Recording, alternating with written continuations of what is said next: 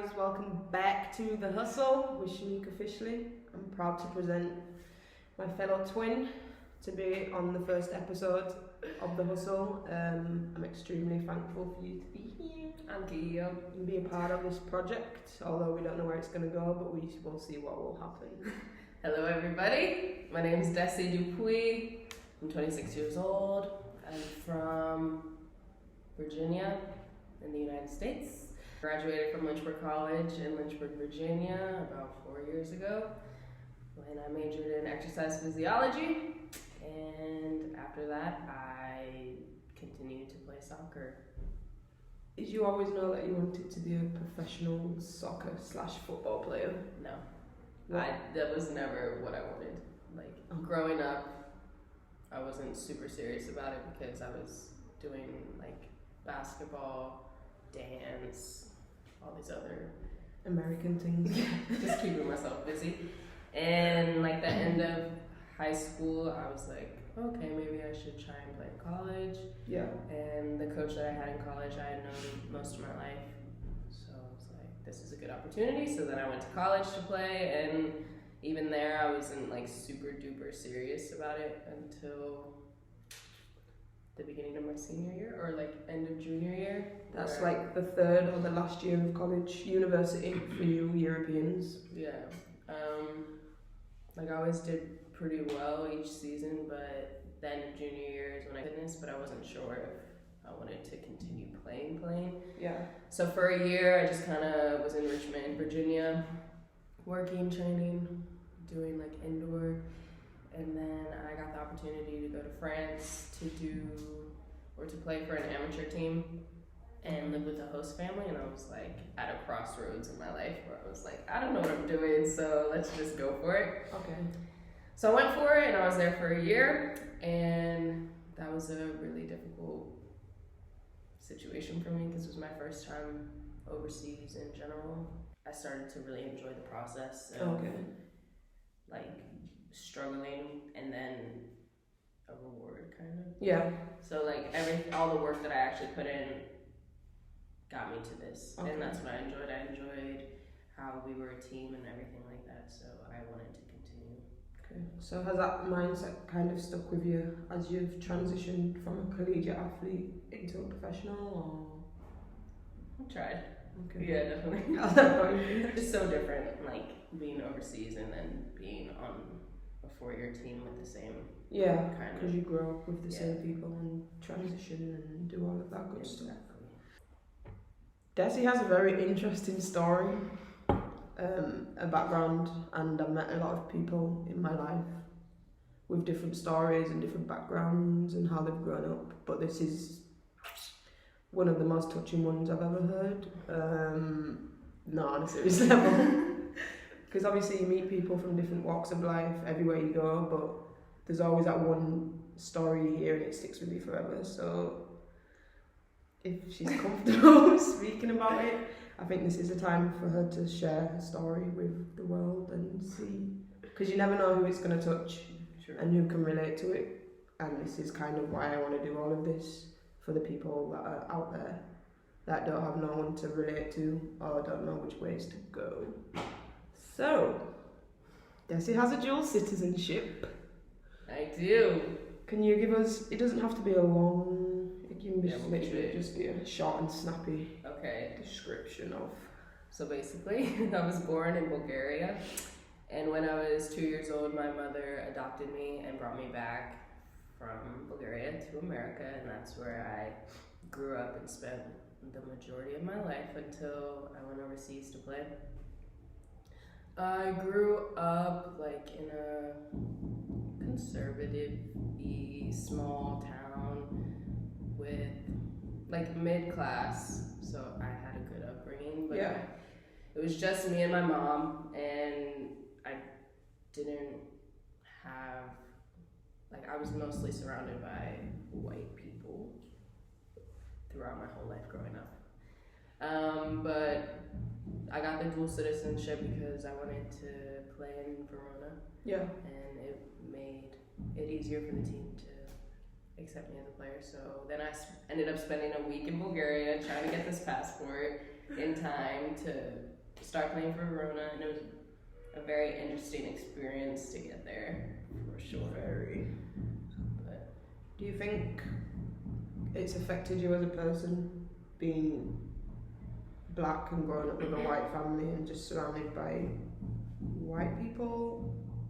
Or have you pretty much, just because you've grown into it, you're kind of used to it and it hasn't really affected you? I mean, I'm definitely used to it because that's What you've known? yeah. It's growing up now, like being at this age, I'm realizing kind of how much I missed out on just my own. Yeah. But then again, my mom did have me around black people. It's not like I was cut off Right. that side, but it's definitely different. Just mostly having white friends and all that. Okay. Have you faced any racial discrimination ever in your life? I feel like I haven't had like the obvious discrimination where someone is like calling you something straight to your face or like it's different. It's like being the token black girl in my area because there wasn't many black people like with the people that I was hanging out with. Right. And being like that token was kind of, now that I think about it, not racism, but kind of a weird feeling. Yeah. It's like I'm a token just because of that I'm black. Right. So there was that, and then also like the Oreo and like not being black enough. Yeah. But also not being white. So that was always a struggle, which I know that tons of people have had this struggle, I think. Yeah, 100%. But that was the most, I think. So like, because you've played overseas in what used to be a racist country, Italy. Yes. Have you experienced anything like that? Like, I know you've witnessed things like that. Yeah, I think. But have you personally experienced anything like that? I just feel like sometimes people, when they try and connect with you, they put it in ways that are kind of racist. And that's always been the way that I've experienced it, just being like, oh, you're my favorite black person. I was like, to try and fit in with who you are. Yeah, just trying to kind of connect, but it's like the awareness is not there. It's a coach or some players. Yeah. But other than that, I can't really complain. I've had it pretty easy. Especially growing up in a conservative area where, I mean, there's a white mother and a black child. Yeah. People kind of look and like, what is going on? Like when I was younger, but the people I've been surrounded by have treated me exactly like family. They just have to begin to accept it. This is part of the LGBTQ. Okay, first of all, how do you label yourself, if you label yourself? 100% Okay. lesbian. Okay, because I know a few people that actually label themselves, but me, for example, I don't have a label. Yeah.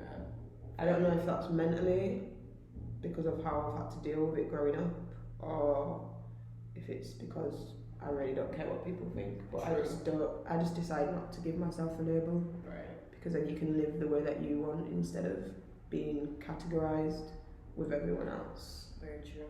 I feel like Americans represent LGBTQ more and better than the European side of things.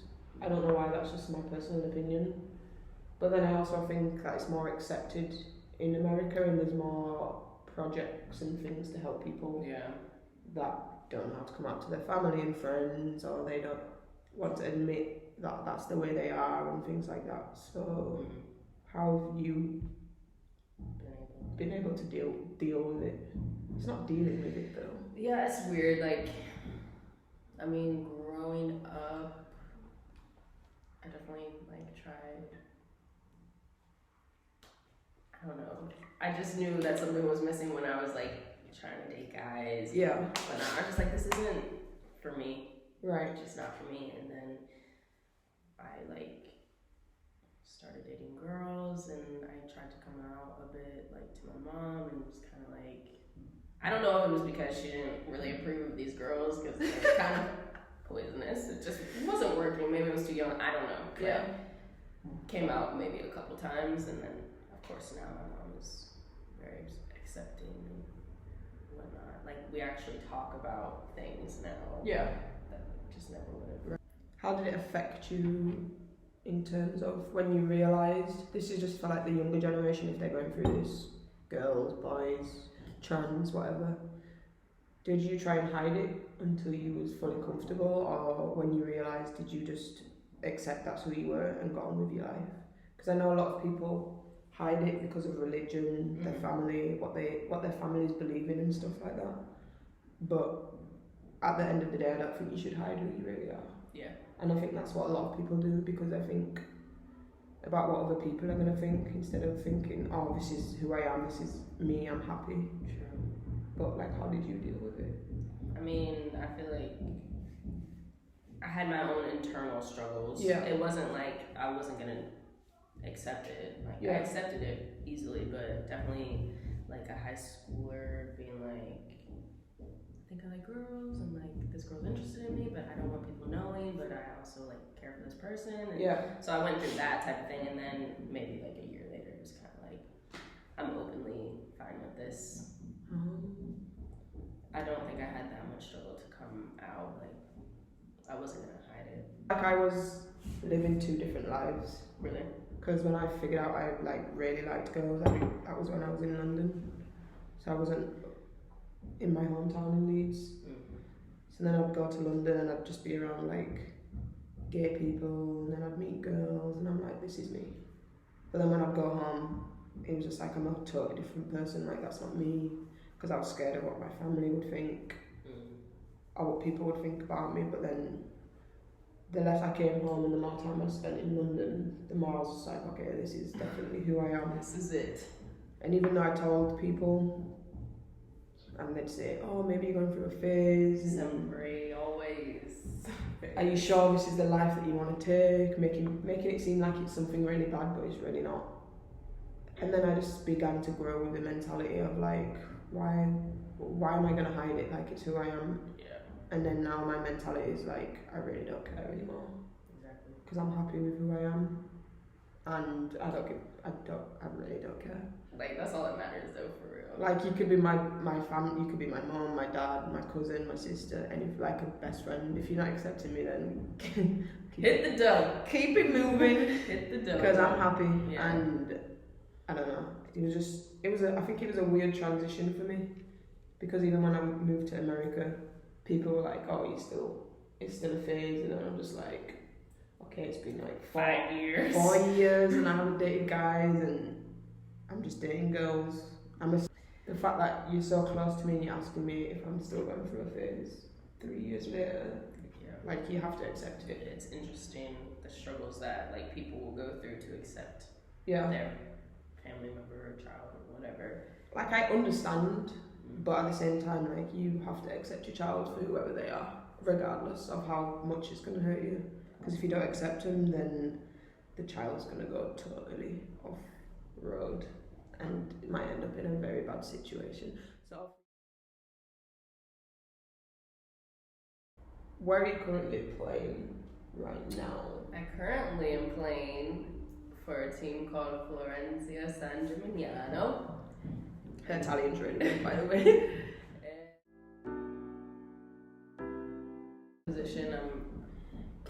What positions? As I say, anywhere you need me, I'm there, but outside midfield on the right is my ideal position. This is my first season in Florence. And the past 2 seasons I was in Verona, Italy. And that's where we met. Do you think playing in multiple positions helps you as a player to be more successful on a team? Like, do you think you have more to offer being able to play in different positions? I think so. I think it's good to have options. Yeah. So if a team needs you in outside midfield, you're there. If you need me right back, I'm there. Like, it's good to have a backup. You don't want to be stuck in one position. Because then if someone really, really, really good world-class player comes, then You're out. you're on the bench. What a boy. You know. What's been your favourite moment in your career so far? So from like College or just professional career, let's say, because you're a professional, you need to use that word. We need to use my the word professional career. Let's see. Like the highlight so far was scoring 4 goals against Verona when I played for Verona because it was a derby. Nothing big. And I was just like, cool, this is nice. Like it was a highlight.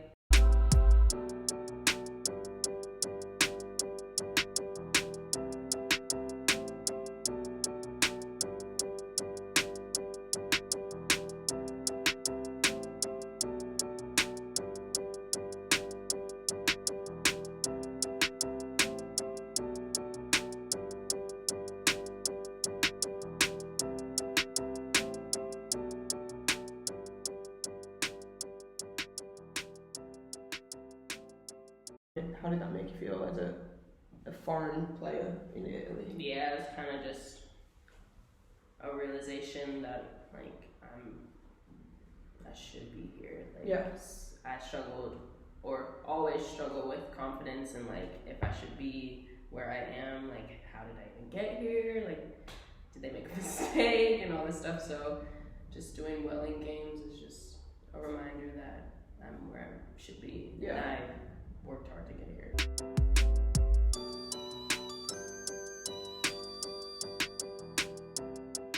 I believe that I feel like your confidence has gone higher than when you first got here. Yes. So it's a stepping stone. Been working on it. Type of thing, but your confidence has definitely rocketed since the first season that I met you. Yeah. She was so innocent, I don't know why. I'm always she's legit. innocent. She's the shit. How has the footballing lifestyle changed who you are as a person? As a person, it's made me more independent, I think. Like, I was usually one who just didn't want to do things unless I kind of had someone else or whatnot. But I mean, my first year in France, I was literally alone. So it was like either adapt and find things to make you happy or literally be miserable for a year. So that kind of forced me out of my shell and my comfort zone. Yeah. And then just being in different countries, you meet all these people and you see how they live and you just learn a lot more about yourself. And yeah, it's been very interesting. It's not something that I ever expected I would do. I didn't think I would ever leave the United States. And now I've lived in Italy. I've been able to go to like London, Sweden, all this stuff, doing a lot of she's things. European now. Yeah. European life. I don't claim the Americans. Yeah. Do you have any key points to give your younger self or messages, or to anyone else that's watching, parents to tell the kids that are allowed to watch? But just any messages or words of wisdom? Wisdom-wise, yeah. To always remember that you're on your own time and to try not to get wrapped up in everybody else. Like, everyone else is at a different point in their lives, like, in their careers and just life in general, and to remember that what you're doing is where you're meant to be at that time. I feel like that's one struggle I've always had just throughout my growth. I always kind of felt late, like in education, in my professional career, how I got here and all that stuff. It's like, it hasn't been the like regular way that, what's the word? Like how you would think you would get here. Yeah, the progression. My progression was like, I'm gonna go over here, we're gonna go back here. But don't you feel like that's the best journey? Because then if you're going straight up, then it feels like you don't learn anything along the way, really. Definitely, it's worth it. So if you had any words to tell your younger self, what would it be?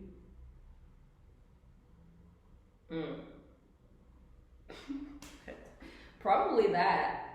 Actually, that where you're going is where you're meant to be, and to stay positive and to believe in yourself, honestly. Where you're going is where you're meant to be, and to stay positive and Yeah. to believe in yourself, honestly. Okay, guys, thanks for watching. Thank you for Dessi to coming out. Thanks for having me. Actually, thank you, Dessi, for allowing me to come out to you and see your lifestyle now in Florence and sharing a little bit about yourself. I hope people can relate, and I hope you all enjoyed watching. I'm going to leave Dessi's social media, Instagram and Facebook, in the bottom right hand corner. Don't forget to hit subscribe also. But I do suggest that you go and follow Dessi on Facebook or Instagram and follow her journey through now and wherever she ends up in her footballing career. Thank you. Subscribe. Stay tuned. The Hustle. Stay tuned for the next episode and hope you enjoyed. Keep the hustle going. Let's go.